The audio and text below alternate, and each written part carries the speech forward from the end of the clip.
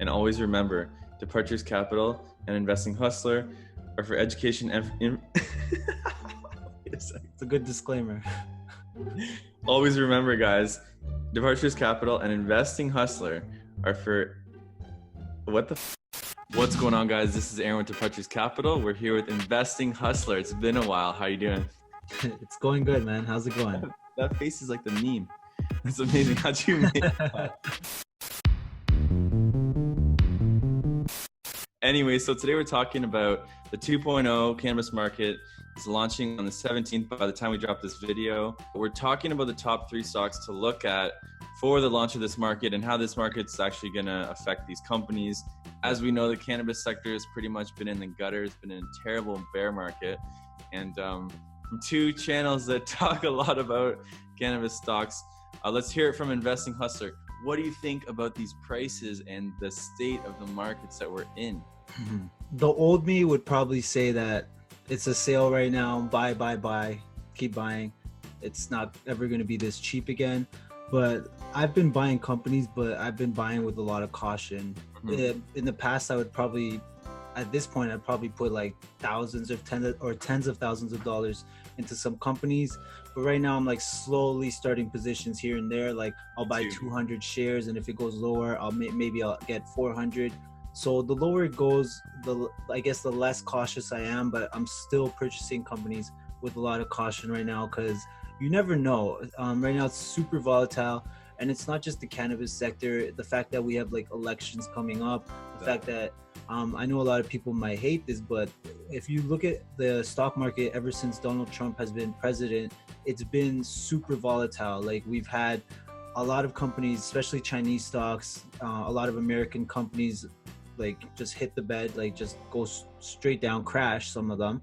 And the marijuana market has also crashed, or like, you know, we've seen a lot of volatility. So I'm just being very cautious right now. Obviously, I'm still purchasing companies like I believe in. A few companies I've purchased recently have been Organigram, Canopy, and Aurora. I'm starting to stay away from the penny stocks, even though there could be a lot of money made there. It's just not the risk I'm willing to take. I'm just trying to go into companies that have a lot of reputation, like big companies that have numbers that could somewhat back them up. Yeah, exactly. Diversity when it comes to revenue streams. You know, they're in different countries. I really agree with you when it comes to penny stocks. I have been staying away for the most part, although like you said, when they start to come back, there will be, you know, massive gains to be made, but it's hard right now to pick the ones that are actually going to survive this, because we don't know how long this is going to take. Just because, you know, we're going straight down doesn't mean we're just going to go straight back up. We could go sideways once we consolidate for who knows how long. Like, not saying that this... It's even a possibility to keep going lower. Like, I don't think it's possible. Some people are saying Aurora is going to be a penny stock. I don't think that's going to happen, but I won't laugh at them and think they're crazy, because anything's possible right now. And until we see some stability in the markets, I'm going to approach with caution, a lot of caution. Yeah, exactly. I mean, not saying that cannabis is comparable to uranium or other industries, but let's take a look at the uranium and look at the lithium industry. Both those industries have not yet recovered. So anything is possible, but I totally agree with you. You know, I have been adding slowly to the companies, not just dumping money in, oh, it's not going to go any lower, because like that can turn out really bad and you can be caught holding the bag if you do that, at least in these market conditions. But like you said, some of my top picks have been, or some of the top stocks that I have added to was Aurora, Hexo, Afria, and Canopy Growth. So mainly the large caps, although 2 stocks I did look at were Curon Life Sciences and MetaPharm Labs, but MetaPharm Labs isn't really a penny stock. Anyways, let's jump into these top 3 stocks for the edibles 2.0 market. Let's talk a little bit about how this market is going to, you know, affect these companies positively, and what can we see, or how legalization 2.0 can affect the sector. Yeah, exactly. How do you think it's going to affect the sector? Well, I think, you know, we're not going to see that just immediate boost. Like, it's obviously, it's not like, okay, well, what happened when cannabis was fully legalized in Canada? All the stocks crashed.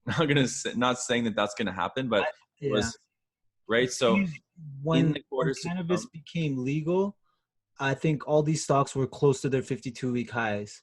Yeah, And right exactly. now, edibles are becoming legal and they're close to their 52-week lows. So I don't think it's going to be the exact same thing happening. But yeah, sorry, I cut you off. You could finish No, up. it's all right. And definitely, I don't think that, just making these edibles legal now, I don't think it's a bad thing for the market. I think it's an opportunity for these companies to build out different revenue streams, but I don't think that it's going to be, a night and day recovery. And Yeah.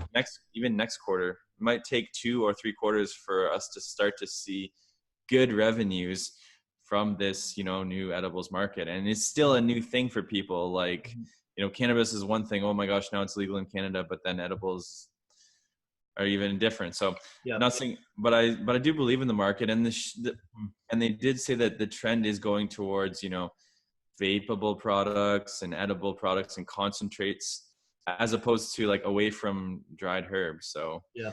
we'll see what Well, happens. the profit margin that they can make from edibles is a lot more than they can make from dry plants. And the thing is, anyone can grow a dry plant. Mm-hmm. Edibles, I'm guessing these companies, their technology is way more advanced. They're going to be able to make a lot better edibles than someone who's cooking from home. Well, hopefully, at least we would hope.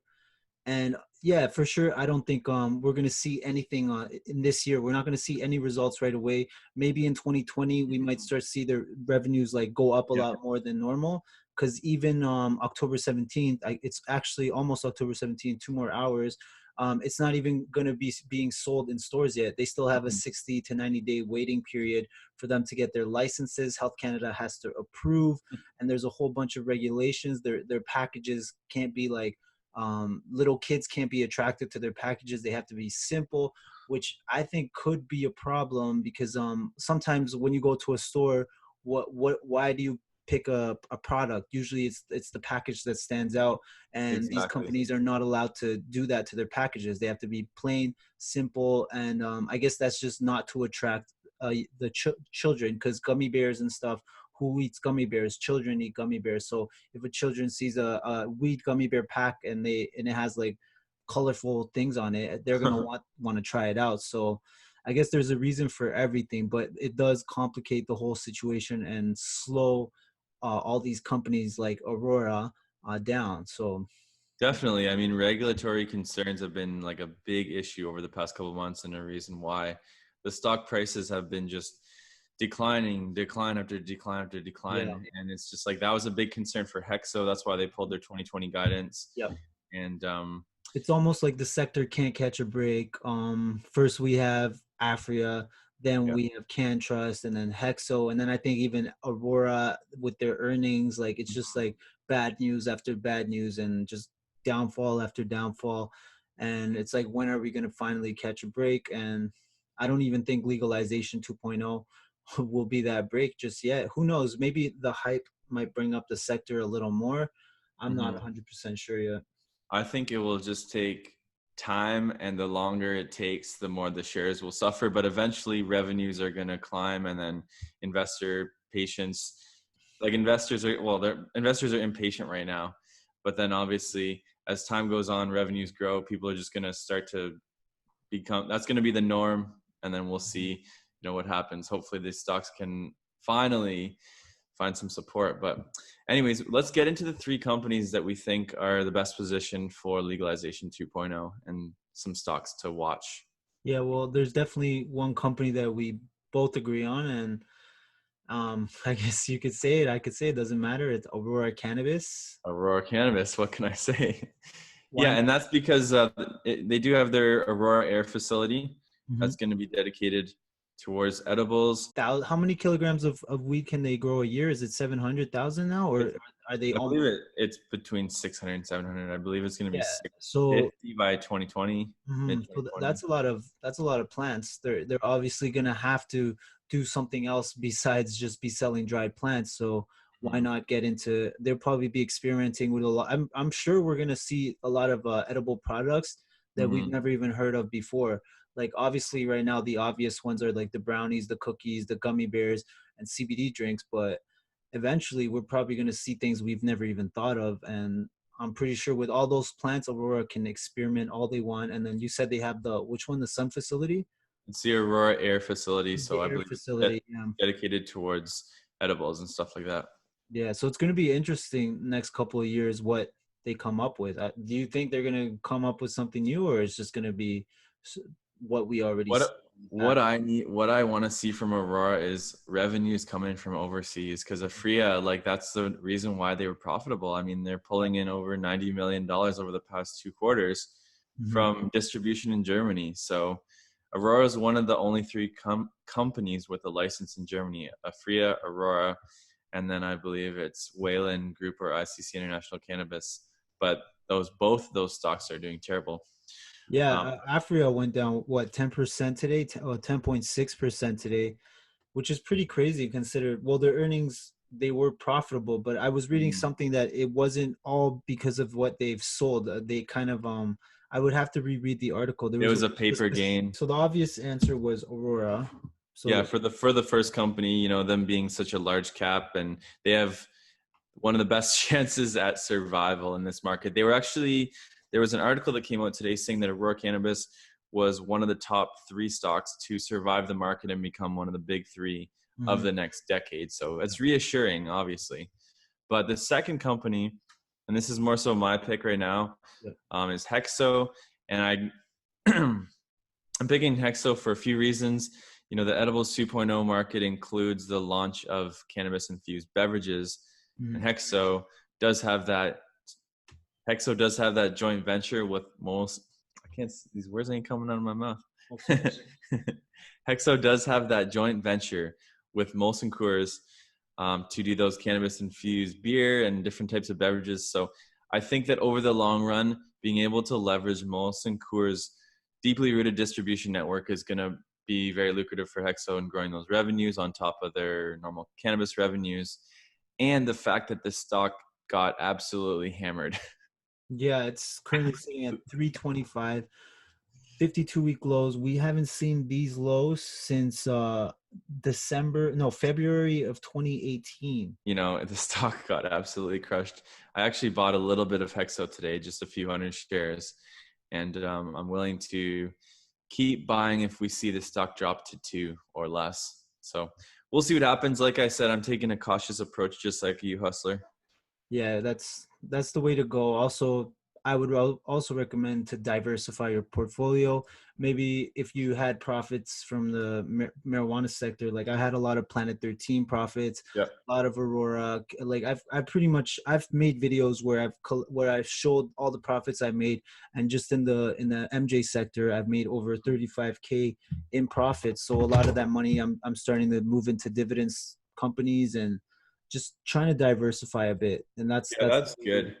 That's real good because honestly, like every time I buy a cannabis company, I buy like a dividend paying stock as well, just to diversify. Exactly what you said. yeah.